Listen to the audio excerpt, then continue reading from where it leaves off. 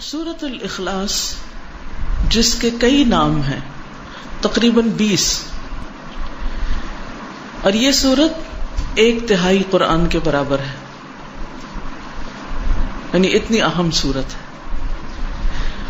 گویا اگر آپ اس کو سمجھ جائیں تو 1/3 قرآن آپ کو سمجھ آ گیا، کیونکہ قرآن مجید میں 3 طرح کے احکامات ہیں، 3 طرح کے علوم ہیں: توحید، احکام اور قصص۔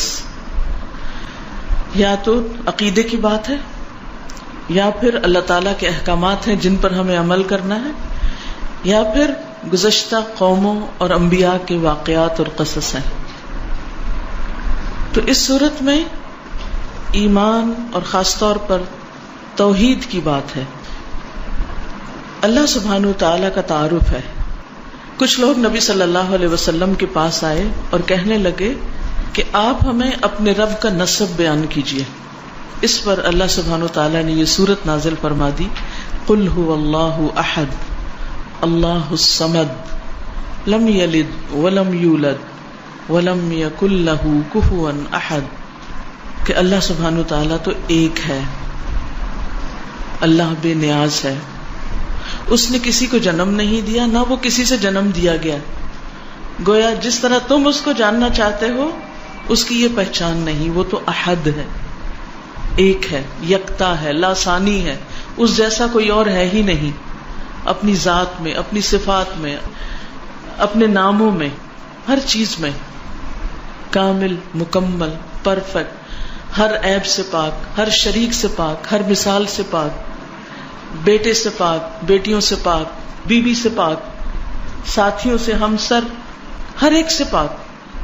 هو اللہ احد، وہ ایک ہے، اور ولم یکن لہ کفوا احد، اور اس کا کوئی ایک بھی ہمسر نہیں، اس جیسا کوئی ہے ہی نہیں، لیس کمثلہ شیء، کوئی اس کا ہمسر نہیں۔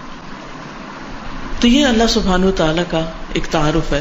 اس سورت کی اتنی زیادہ اہمیت ہے کہ نبی صلی اللہ علیہ وسلم اسے صبح فجر کی سنتوں میں سے دوسری رکعت میں پڑھا کرتے تھے، قل یا ایھا الکافرون کے ساتھ، پہلی رکعت میں وہ، دوسری میں یہ۔ اسی طرح مغرب کی سنتوں میں بھی یہ روٹین تھی آپ کی، ہمیشہ یہی پڑھتے تھے۔ گویا دن چڑھے بھی اور دن کے غروب ہونے پر کی نمازوں میں سورۃ الاخلاص، اسی طرح وتر کی آخری رکعت میں بھی سورۃ الاخلاص، دوسری رکعت میں قل یا ایھا الکافرون، اور رات کی آخری نماز کیا ہے؟ وتر۔ رات کی آخری نماز میں، دن کی پہلی نماز میں، سورج غروب ہونے کے ساتھ کی نماز میں، ان سب نمازوں میں۔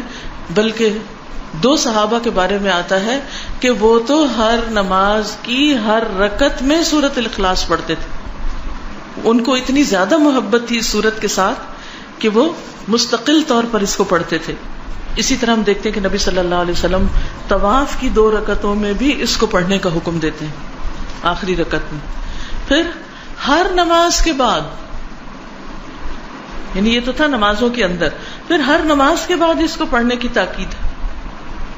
اور صرف اس کو نہیں، معوذتین کو بھی، قل هو اللہ احد، قل اعوذ برب الفلق اور قل اعوذ برب الناس، یہ تینوں صورتیں کب پڑھنی چاہیے؟ نماز کے بعد۔ جیسے آیت الکرسی پڑھی آپ نے، ساتھ ہی یہ تینوں صورتیں بھی پڑھ لیجیے، اس سے بھی اخلاص پیدا ہوتا ہے۔ اس کی فضیلت یا اس کے بارے میں یہ بھی آتا ہے کہ یہ انسان کی بیماریوں کو دور کرنے والی ہے۔ اب بیماریوں کو کیسے دور کرنے والی؟ سب سے بڑی بیماری اور علت کیا ہے؟ شرک۔ سارے غم ہی شرک کی وجہ سے آتے ہیں، ساری مصیبتیں شرک کی وجہ سے آتی ہیں، اللہ سبحانہ وتعالیٰ کی ناراضگی شرک کی وجہ سے آتی، چاہے شرک اکبر ہو چاہے شرک اصغر ہو۔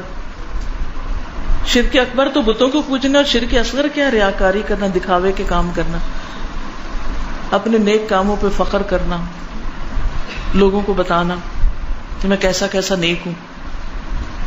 تو اس کا علاج کیا ہے کہ انسان قل هو اللہ احد پڑھے۔ پھر اسی طرح صبح اور شام 3 بار، صبح و شام کے جو اذکار ہیں، اذکار الصباح والمساء، اس میں 3 بار ان صورتوں کو، تینوں صورتوں کو پڑھنے کا حکم دیا گیا ہے۔ اور اس سے بھی انسان کو بہت فائدہ ہوتا ہے، ہر طرح کے وسوسوں سے نجات ملتی ہے. پھر اسی طرح رات کو سوتے وقت کس طرح پڑھی جاتی ہے؟ رات کو سوتے وقت 3 دفعہ. مثلا نبی صلی اللہ علیہ وسلم جو طریقہ بتایا وہ کیا ہے؟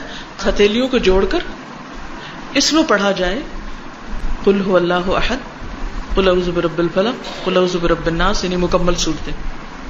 پھر ہاتھ میں پھونک ماری جائے، پھر سر، اور سر کے بعد اگلے حصے میں چہرے، اور چہرے کے بعد جسم کے اگلے حصے پہ پھیرا جائے جہاں تک ہاتھ جاتا ہے.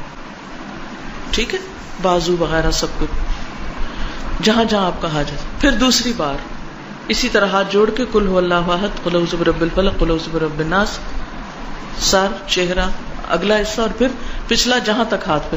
پھر تیسری بار اسی طرح 3 بار آپ نے اپنے آپ کو روزانہ رات کو سوتے وقت دم کرنا ہے. اب ذرا آپ گنیں کتنی بار ہو گئی یہ صورت؟ 5 نمازوں کے بعد، وتر میں، 2 سنتوں میں،